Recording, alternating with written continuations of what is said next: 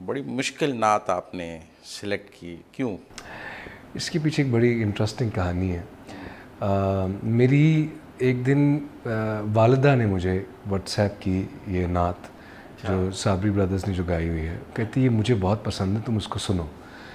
تو میں نے وہ لگا کے سنی اور مجھے بہت اچھی لگی. اس کے بعد امی کو کووڈ ہو گیا. تو جب امی کو کووڈ ہوا تو اب ظاہر ہے وہ کوارنٹین تھیں اور بہت سٹریس ہوتا ہے، اور سب گھر میں باقی سب کو بھی ہو گیا، بچوں کو بھی ہوا، سارا کچھ. آپ محفوظ رہے؟ جی مجھے نہیں ہوا، لیکن میں نے اپنے آپ کو کوارنٹین گھر والوں سے میں دور نہیں رہا، کیونکہ میں نے کہا کہ میں اپنے اوپر وہ ذمہ داری لے لیتا ہوں کہ بچوں کے ساتھ کوئی رہے اور امی کے ساتھ ٹائم اسپینڈ کر سکوں.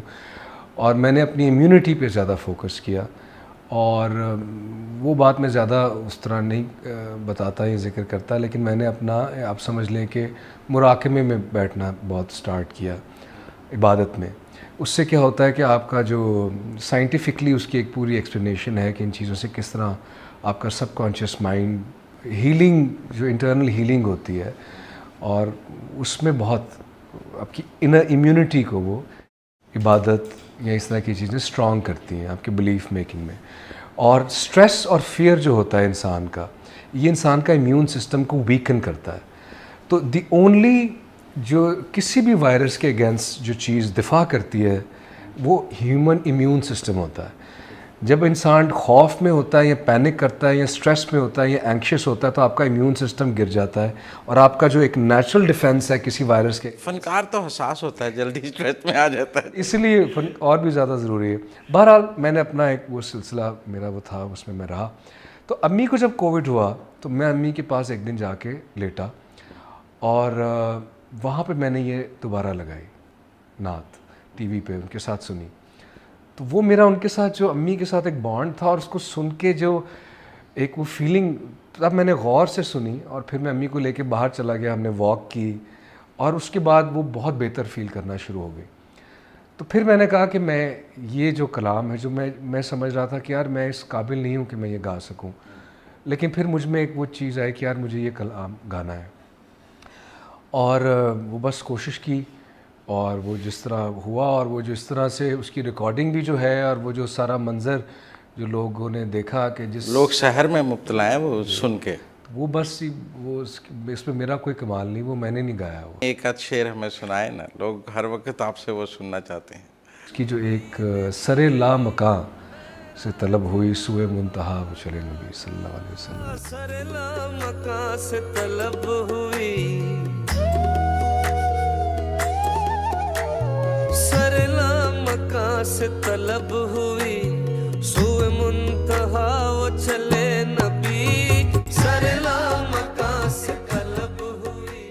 تو وہ اتنی پاورفل چیز ہے کہ اس کو گانے کے لیے ایک اپنے اوپر ایک وجد طاری کرنا پڑتا ہے، اور اس میں جانا پڑتا ہے، پھر وہ اس کا وہ سحر. آپ نے اس کی لوکیشن بھی پڑھی؟ اس لوکیشن کی ایک انٹرسٹنگ بات یہ ہے کہ اس جہاں پر میں کھڑا ہوں اس کے پیچھے وہ واحد شاید دنیا کے بہت ریئر، شاید ہی کوئی ایسا وینٹیج پوائنٹ ہو جہاں پہ پیچھے مسجد ہے، بادشاہی مسجد، سکھوں کا گردوارہ بھی ہے، مینار پاکستان بھی نظر آ رہا ہے، اور غالباً رجیت سنگھ کا محاورہ کہتے ہیں، ماڑا کہتے ہیں اسے جو بھی.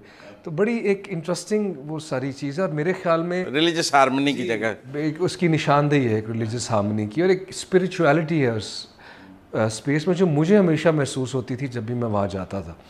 اور وہ ایک ایسا اسپاٹ ہے لاہور فورٹ میں جو مجھے لگتا ہے کم لوگوں کو پتہ ہے. جب میں جا کے وہاں کھڑا ہوتا تھا یا میں دیکھتا تھا اس سارے منظر کو، تو میں کہتا تھا کہ ایک ایسا منظر ہے کہ دنیا کے لوگ اس پہ رش کرنا چاہیے، اور یہ ہمارے پاس ہے صرف. اور ایسے پاکستان میں بہت سے چیزیں ہیں، جگہ ہیں، مناظر ہیں جو انڈر یوٹیلائز ہیں. تو میں چاہتا تھا کہ یہ میں ایکسپوز کروں دنیا کے سامنے.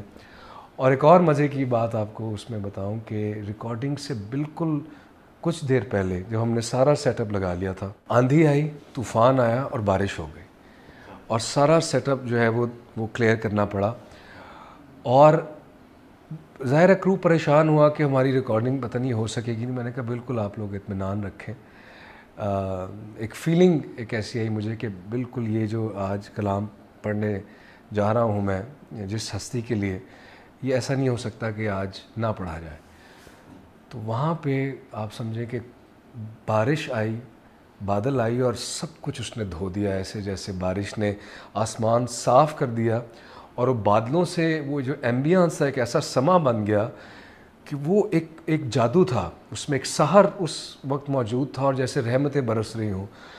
تو وہ یہ وہ چیزیں ہوتی ہیں جو آئی تھنک ہمارے لیے نشانیاں ہوتی ہیں, اور جو مجھے پھر اس وقت گانے کا, اس کو پرفارم کرنے کا جو سب کو ایک مزہ آیا, وہ لوگوں کے لیے تمام وقت کے لیے وہ عکس بند ہو گیا. اس کی مجھے بڑی خوشی. نعت کے حوالے سے بھی جب تک لوگوں کے دل کو نہ لگے اس کی پذیرائی نہیں آتی ہے. عام گانے کی پذیرائی اور نعت کی پذیرائی میں بہت فرق ہے. جی بالکل. اور یہ قوالی جو ہے, نعتیہ قوالی, اب اس کا میں انٹرسٹنگ چیز یہ ہے کہ جو قوالی کی فارم تھی ہمارے یہاں پہ جو آئی تھی, اس کا اصل جو انٹینشن ہوتی ہے وہ یہی ہوتی ہے کہ وہ آپ کو ایک سحر میں لے جائے, ایک ٹرانس میں لے جائے.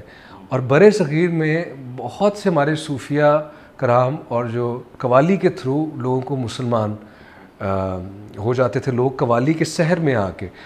تو اس کا مقصد ہی ہوتا ہے قوالی کا کہ وہ اس کے اندر ایک ایسا اثر آ جاتا ہے کہ سننے والا ایک ٹرانس میں چلا جاتا ہے, اور اس کو اس ہستی اور اس ذات کی اصل سمجھ وہ محسوس کرتا ہے اس ساری چیز کو. تو اگر گانے والا اس میں نہ جائے اس اثر میں, تو پھر اس کا وہ چیز ٹرانسفر مشکل سے ہوتی ہے.